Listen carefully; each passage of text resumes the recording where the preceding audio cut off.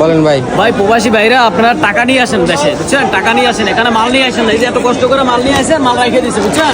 মাল নিয়ে আসেন না, এত কষ্ট টাকা দিয়ে মাল সব রেখে দিচ্ছে খুইলা, বুঝছেন? আমি লাকিস পাইতেছি না, 2 ঘন্টা ধরে ঘুরতেছি।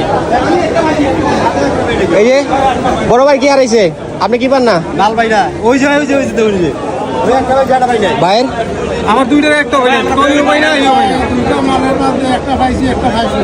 আমার লেগেজ কাইটা যা আসলো সামান ভিতরে এই দতে সামান নিয়ে গেছে মনে করেন। ওই যে লেগেছে এই যে এটা আমার নিজের টাকা, এটা আমার নিজের লাগেজ। আমার কাইটা সামানটা আমার নিয়ে গেছে গা। প্রত্যেকটা মানুষ এরকম হয়নি, প্রত্যেকটা মানুষ, একটা মানুষ নেই, ব্যাগ হারাই কতগুলো মানুষ। ব্যাগ হারাইলে একজন হারাইবো, প্রত্যেকটা মানুষের ব্যাগ হারাইছে দেখেন। অধিকাংশ মানুষের লাগেজ খুলছে। এই সম্ভব কোনোভাবে? এই বাংলাদেশ এয়ারপোর্টের এই অবস্থা। উন্নতি নাকি করছে সরকার, এই উন্নতি করছে এগুলা।